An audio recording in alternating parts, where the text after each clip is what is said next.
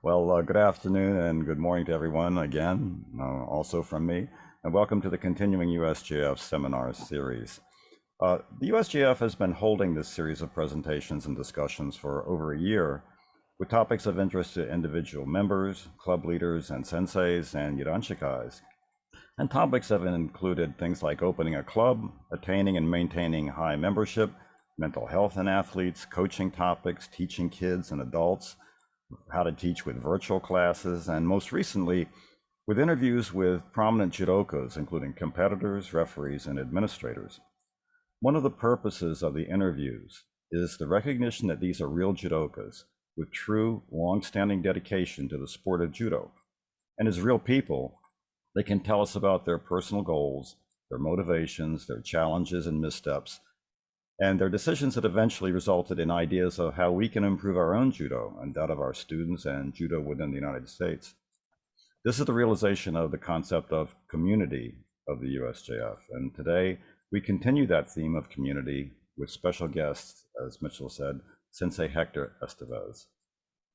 His judo career has been a remarkable combination of different skill sets in separate areas of judo, competition and officiating.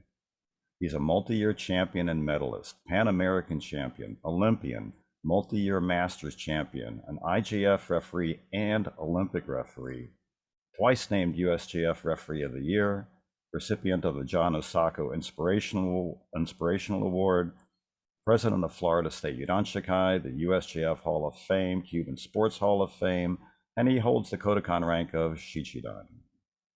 This is a remarkable combination of competition and refereeing that is almost unheard of in this country. And with that, it's my privilege to welcome Sensei Hector Estevez to the USJF webinar series. And good afternoon, Hector. Good afternoon, everyone. And I'm just delighted to be here. I wanted to thank the United States Judo Federation, first of all, for giving me this opportunity. I've been a member, as you all know, maybe you don't, but I've been a member since the 60s. When I was a junior, and judo was very strong here in Florida, and we all belonged to one organization, and that was United States Judo Federation. We had a lot of good judokas back then, senseis, and we all believe in just supporting the USJF. I also wanted to thank Chuck for doing this. I'm the type of person that it's really hard for me to speak about myself. It's really hard for me about speaking about my life, my judo accomplishments. Judo have taught me to always be grounded and to not to feel, conceited about anything. On the contrary, I come from very humble beginnings. My family, myself, and I'm doing this mainly to inspire others. To give back to the sport, what the sport gives you. And that's why I accepted this invitation. That if you work hard in life, practically in everything that you do, the sky is the limit.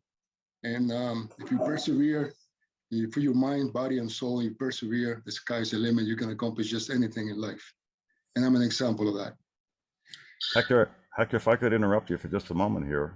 I think that the stories that you will tell and how you will relate these in the next hour or so is going to show that dedication and that chase for dreams. And it's really going to be exciting. But let me ask you to start off at the beginning. And I understand that your cousin is partly to blame for this judo career. Can you talk about how that happened? So you were walking along and your cousin said, hey, let's go to judo. Talk to us. Tell us about your story. Yeah, as you all know, I was born in Cuba. I left the island in 1963. Before that, a few years before I left, I had a cousin that practiced judo, and I always see him practice and improving himself, going to the class, always with his judogi folder in his back. And I said, this is something that I would like to pursue. And then my father also wanted me to get in shape. He said, you got to get in shape. You got to do something to get in shape. And that's how I started. Sorry, I put this in mute. So right after that, I competed in a province tournament in Cuba, and I took a third place in the 11-year-old class. And a few months later, we left the island. just like many other Cubans, as you know, in 1959, Castro came to power. We didn't like what we saw. Immediately, tried to change our lives and to something that we didn't, most of us didn't want to accept, which was turning to socialism and communism.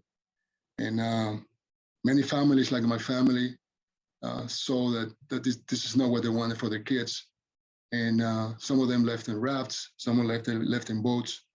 I was lucky to have flown to this great country of ours, the United States of America, and that opened the doors for us. And I arrived not speaking a word of English, with nothing in my pockets, but with big dreams, and to the land of opportunity, the United States of America. So I'm so grateful for that.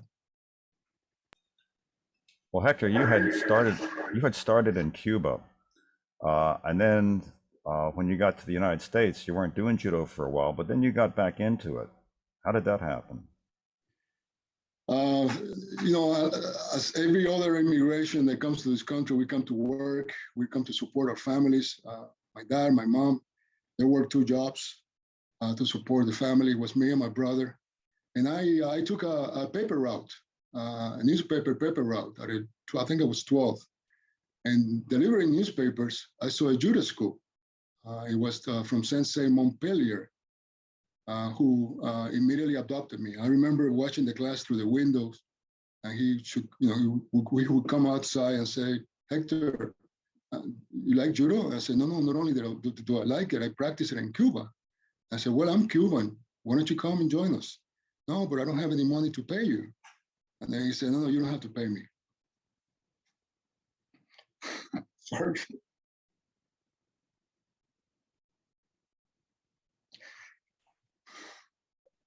And he adopted me.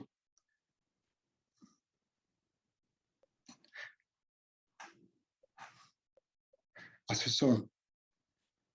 I think he demonstrated to me that if I work hard, he will help me to compete and to go places. And I followed my dreams of competing.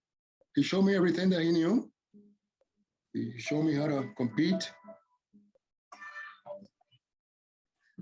And I remember going to the USJF Junior Nationals back in the 65, 66, 67 timeframe.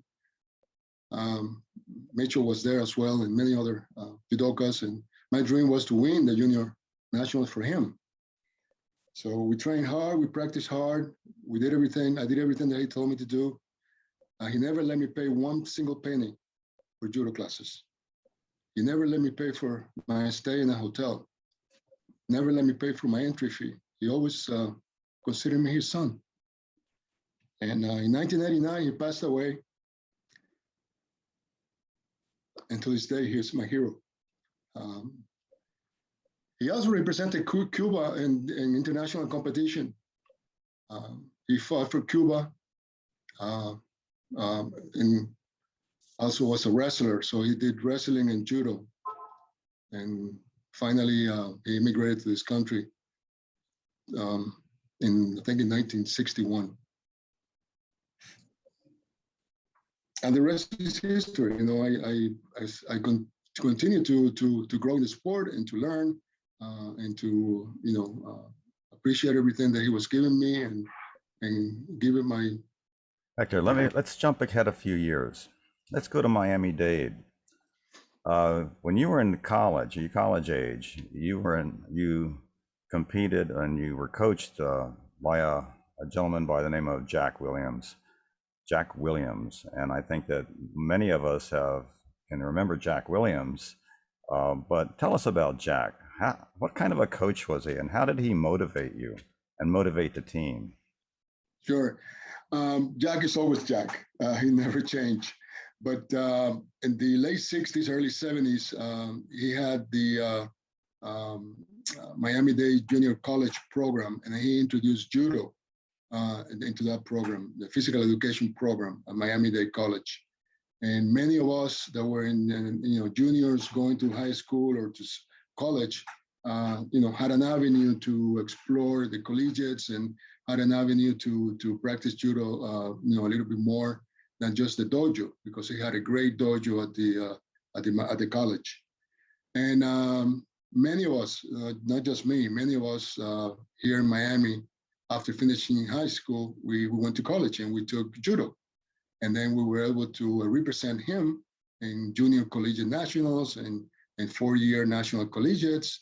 And we were always proud to represent Miami-Dade and Miami and fight for him. And he provided that avenue for us. And I remember competing many times in the national collegiate, winning my weight class and also the overall championship, and winning the coveted award of the National Collegiate Junior College Judo Champion for Jack Williams.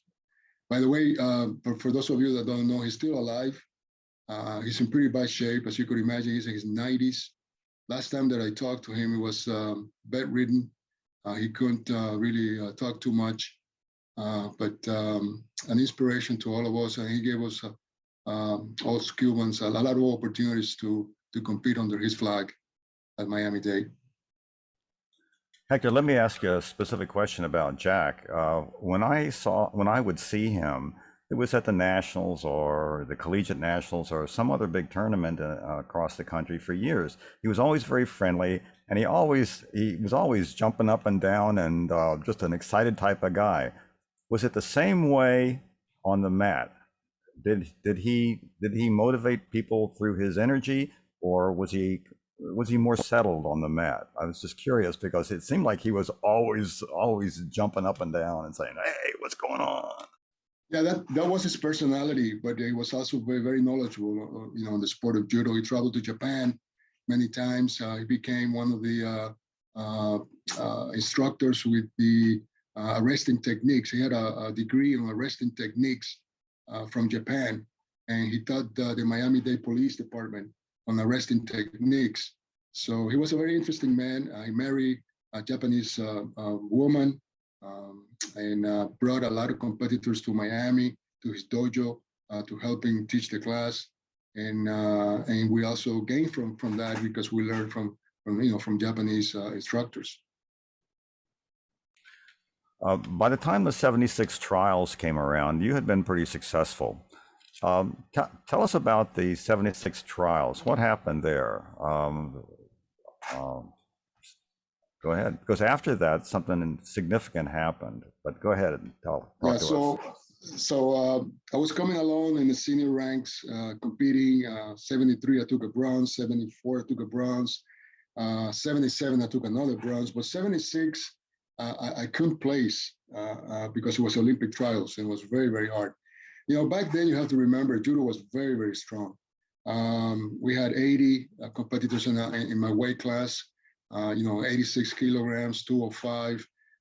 You have to really compete 10, 12, 15 times, and maybe get a bronze if you were lucky. Judo was very, very strong. I see Mitch nodding his head, and Sensei Hayward, and all of you that were around that era of judo. It was very, very tough. So I didn't place, I didn't qualify for the Olympic Games, and I went back home very disappointed after training hard in the 70s. And I spoke to my sensei and spoke to my family, and I spoke to a lot of friends, Pat Burris, Doug Nelson, Joe Marshall, Irwin and Steve Coyne. And they told me, if you really want to improve, you have to travel to Japan. Why don't you travel to Japan? And there's an organization called Seigi Juku, which means true spirit. And it was run by Sensei Okano Sensei. And this organization was for foreigners. They would take any foreigners and form a team. And then Sensei Okano will take us to the different places in Japan where we can get the best training. They took us to Kodokan, they took us to Keisho, the police. They took us to the university in Tokyo, where we can train with the judo students, university judo students. So, we developed a lot of good stamina, conditioning, a lot of mental toughness. He sharpened our techniques, taught us techniques that were very effective. And imagine the training was so hard. When we trained 7 days a week, and Japan never stopped one single day. It was Monday to Monday, and we just were little time to sleep, eat, and go back to judo. So you could imagine, as I already have, a base of good skills in judo, so that this really sharpened my techniques, and did very, very well. For my judo, I lost 10 pounds. I was very, very physical, mental toughness necessary to compete and beat, your opponent. So it helped me a lot, and it was all I owe it to Sensei Okano Sensei, who was an Olympic champion, world champion, all Japan champion, and someone that I still admired to this day for giving me the opportunity. I spent 3 months in Japan, 1976, and came back really, really sharp. It lasted me for about 4 or 5 years. I was winning. I was beating everybody after that, with the technique and the conditioning. Let me ask something that you may have just answered in your last sentence, and that is, when you first told me about this, I immediately thought, well, what was the thing that made the difference? Because a number of people, well, on this call and in the history of U.S. Judo have gone to Japan, and they've talked about technique. They've talked about the incredible intensity of the physical training. Is there anything that you would say Japan gave you or visited upon you that really made a difference? Is it technique? Was it intensity? Was it an attitude? Can you share anything like that with us? All of the above. I think you mentioned everything. It just gives you that other side of judo that you don't see in other countries. I was sleeping, eating, and seeing and practicing judo at its best. I mean, with the best judokas of Japan, the university students. You go to the Kodokan, and it's incredible to see that level of judo from everybody. Even the world and Olympic competitors were there practicing, and you learn from them, and you will always wanting to do randori with them. So it's all of the above. It's the mental toughness, it's the intensity, it's how much, how the high quality workouts, 2 or 3 times a day. They work in the mornings, they work in the afternoons, they work in the evening. But I think what really helped me was to endure the toughness of the sport, that everything is possible if you put the time and effort, and if you train yourself for it. Your mind controls your body. And if you work hard and get mental toughness, you can conquer anything that you want. All right, thanks for explaining that. That's a real challenge, and I have a lot of admiration for those people who have gone to Japan and studied and trained, because they all talk about coming back and they talk about not only the technique but the mental toughness. I could barely make it through a week of summer camp in this country before collapsing. Can you talk about something that was a real highlight in your career up until this point? And I've got a picture, but talk about the '78 Pan Americans. Before I do that, I got to tell you, my dream was always to be the first Cuban American to represent the United States in the World and Olympic Games in judo. It was a dream that I had since I was 10, 11 years old, and I arrived to this country. And I saw the great competitors like Hayward, Sensei Nishioka, like Mitch Palacio, and some of the other competitors. I always had a dream. I want to be the first Cuban American to represent this country, and just to pay back, what this country, gave me the opportunity, open their doors for an immigrant like me, like my family.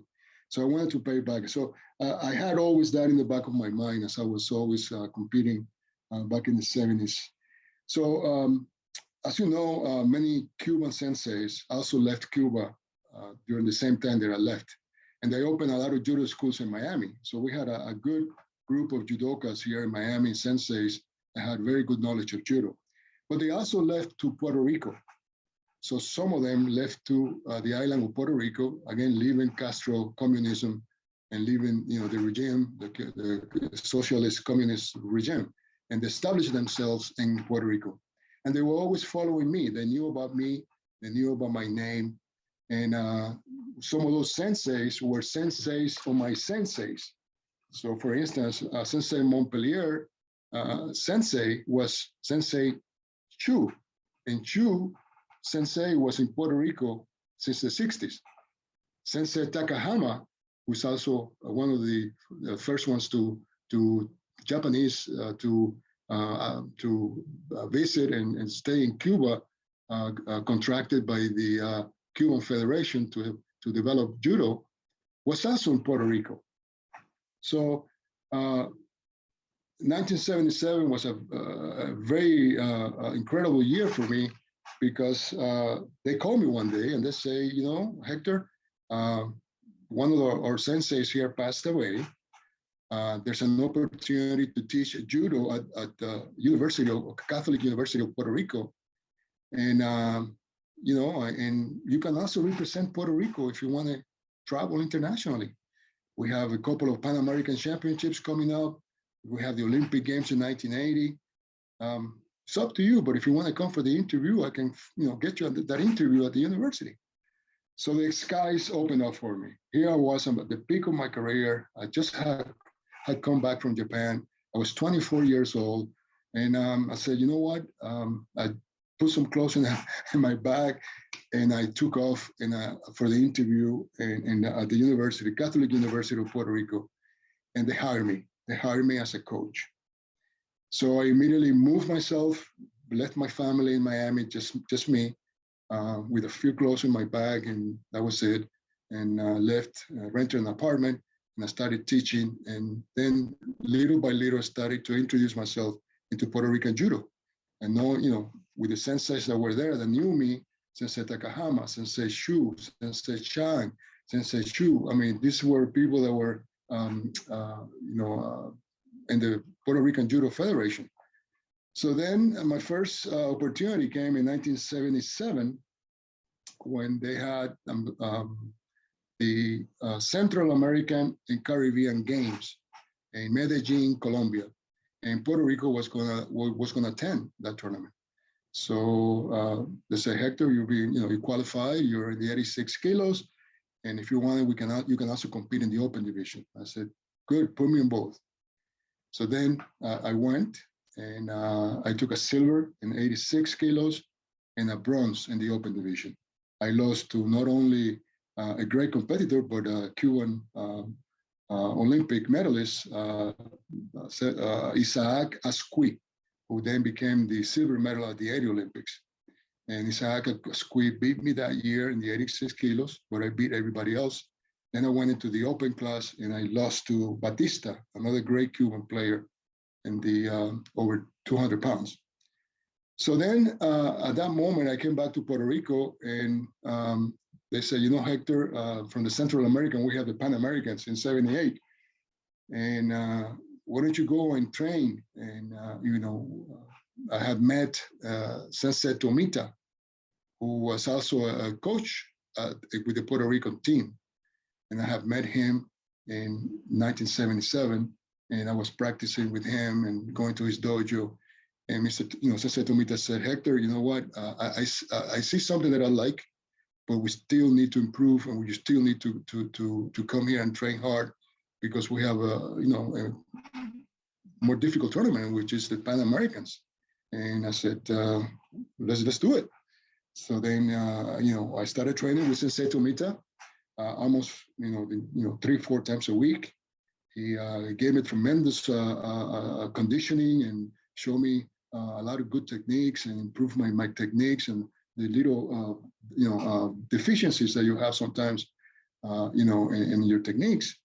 And we went to Buenos Aires, Argentina, with the Puerto Rican team, and that was the Pan American Championships.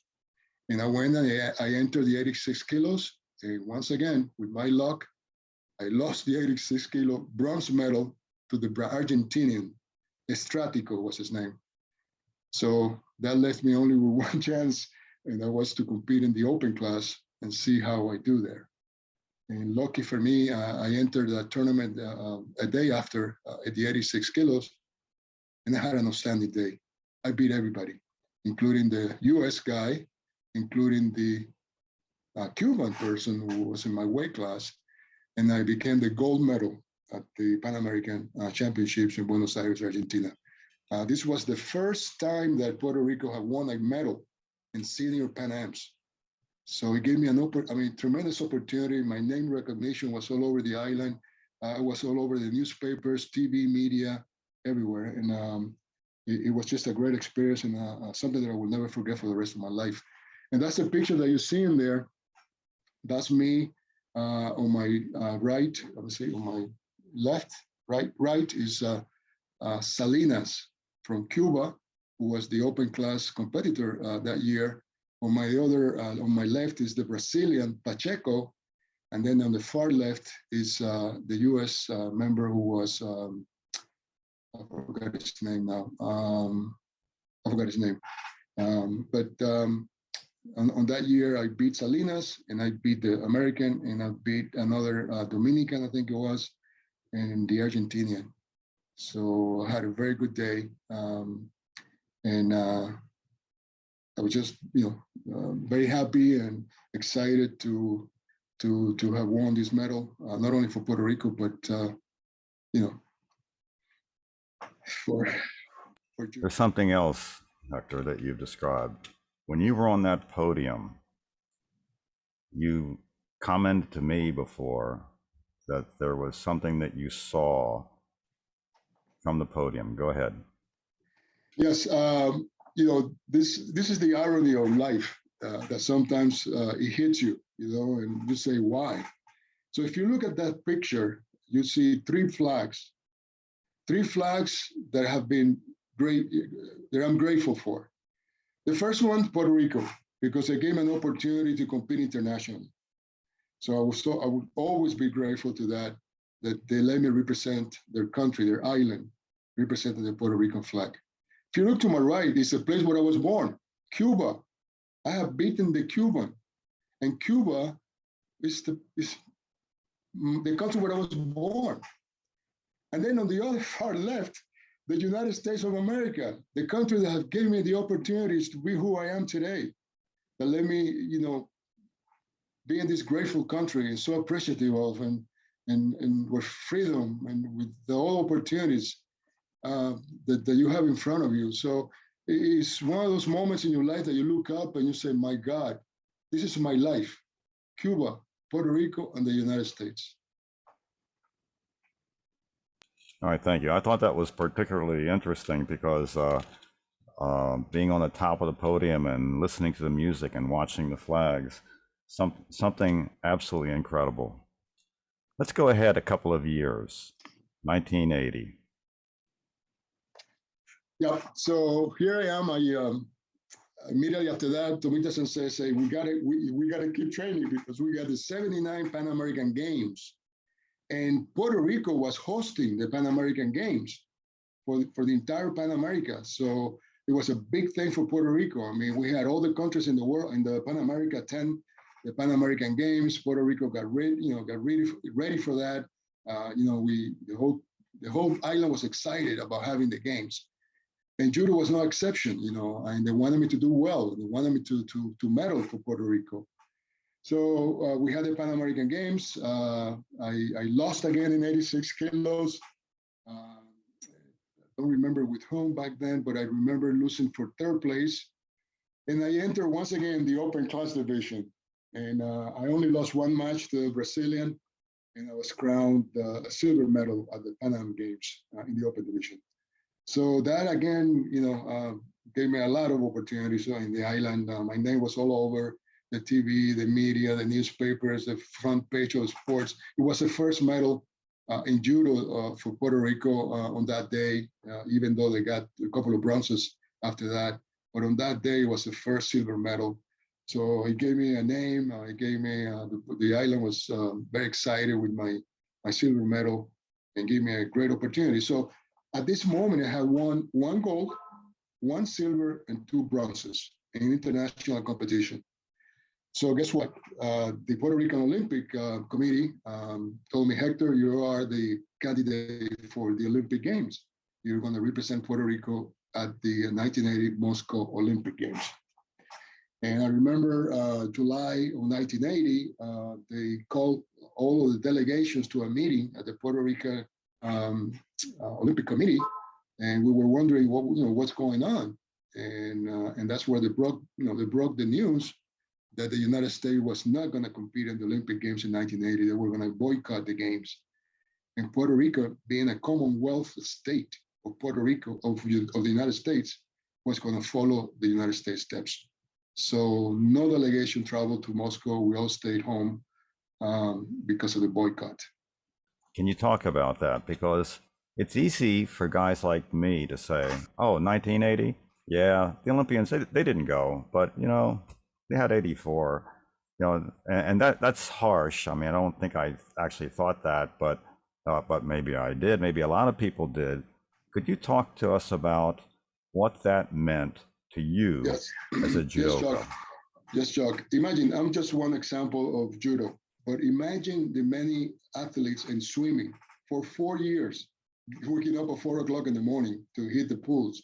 The wrestlers, the weightlifters, the track and field, working for 4 years and hearing the devastating news that the United States was not going to compete in the Olympics. I mean, many of these folks could never compete again, because 4 years in an athlete is a long, long time, as you all know. And not everybody's the same after 4 years. So it really destroyed the career of many, many athletes, including myself. I mean, I was not going to be able to compete again because of my age, because, it's just so difficult. So that put everybody in a bind. The whole United States suffered, with that decision of boycotting those games. Let's go to the 1981 Sports Festival. And I do have another picture, but go ahead, talk about that. Yeah, of course. They're all my friends, my colleagues. Have a high respect, with all of them. But I was, again, at my peak, 81, 80, 79, 78. I was really, really fantastic. My judo was exploding. And I managed to beat Tommy Martin. Everybody knows Tommy Martin. He was a hell of a competitor, very, very strong. And I was able to beat him on that day. And also Bobby Berlin, whom you all know, played silver in the Olympics Games in 1984. They're all, again, my friends, my colleagues. I respect them highly. But I had, that year was my year. And I did very, very well, putting everything together, my training, my conditioning, Puerto Rico, Pan Am's. So it was an incredible year, 1981. I put this picture up because all 4 of these guys were Olympians, and that's Hector on top of the podium, and you got guys like Tommy Martin, Tamak Johnstonono, and Bob Berland, and Hector was the winner. So I think that says a lot about who Hector was as a competitor. I'm just a judoka. I don't like to brag about myself. Judo, you're on the podium one day, and the next day, you don't place in the division. So it's a very hard sport. Everybody knows it. It was a good year and a good day for me on that day. I have beaten Tom Martin in 2 other occasions, even though he beat me a few times as well. But I beat him in the Canadian National Exhibition tournament. I don't know if you guys remember that tournament.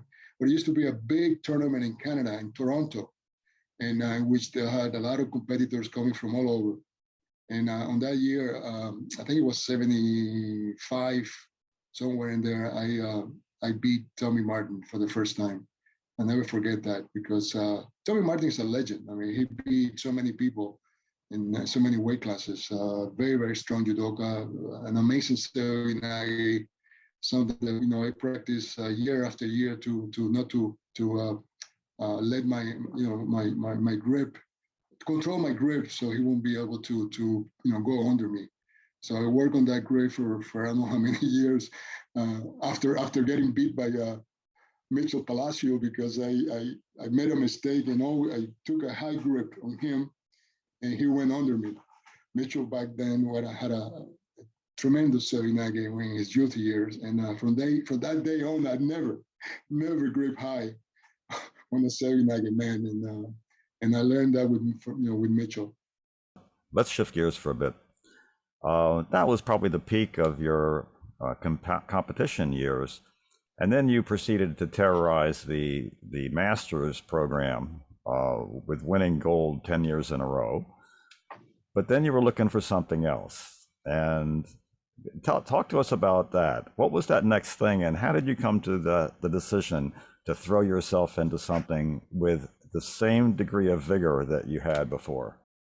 1980 came about. I got married to my wonderful wife and my partner, Saida, Puerto Rican girl. I brought her to Miami. I started a life, had my first daughter born in '84. So back, at that moment, I started a job, a new career. I started a career in pharmaceutical sales here in Miami. And I kind of stopped competing altogether. But I always have that itch inside of you. When you're a competitor, you always wanted to compete. And that's how I competed in the master program.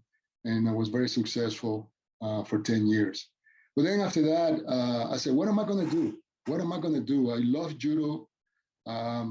What am I going to do? I want to be close to the action. What's the one thing that you can do that you're close to the action? And I'm speaking to my friends, my family, my friend senseis. I said, why don't you become a referee? I mean, you already done it in Florida. You done the regional and you do good. And why don't you try for national and start a career in refereeing? And that's exactly what I did. I follow that path of becoming a referee. And like all of you know, I put my body, mind, and soul into something. I just concentrated and I said to myself, you know what? Not only am I going to be the best national referee that I can be, but I'm going to try to be the best international referee that I can be. So from then, I started nationally, but then I moved to the Pan Ams, and then from the Pan Am, I took my international license referee in 2001, and I became IJF A. And again, I started exploring that world of international refereeing, and I liked what I saw. And I was making the right calls. They liked it.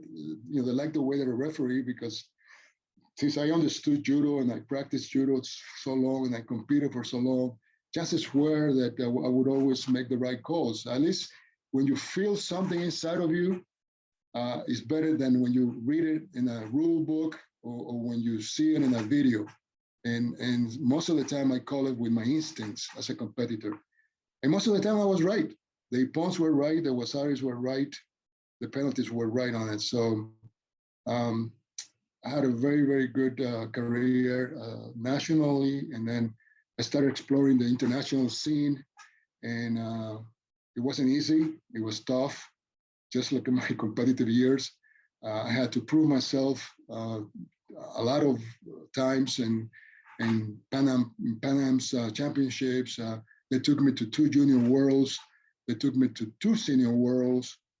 And this is an span of 15, 17 years. And then I was fortunate enough to one day got a call that I was selected to be the US referee for the 2008 Olympic Games in Beijing, China.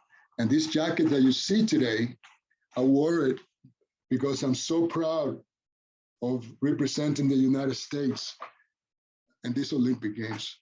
It's a dream come true for me to have been selected. What an honor, what a privilege to represent this country in the Olympic Games. It's something I will never forget for the rest of my life. I know, I'm trying to do it. There you go. I think I did, yeah. All right, well, that's just one of the pictures. Let me show you the next one. Yeah, you're in a very exclusive club. Now look at this.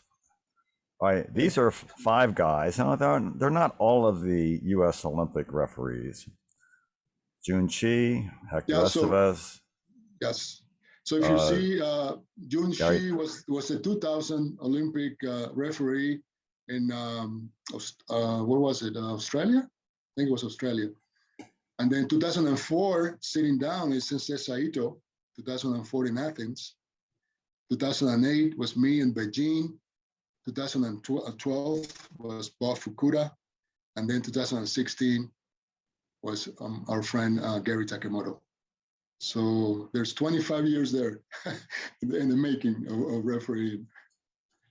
I think that one of the things to take away from this is that, especially with that picture, is that Hector was an Olympic referee and an Olympian.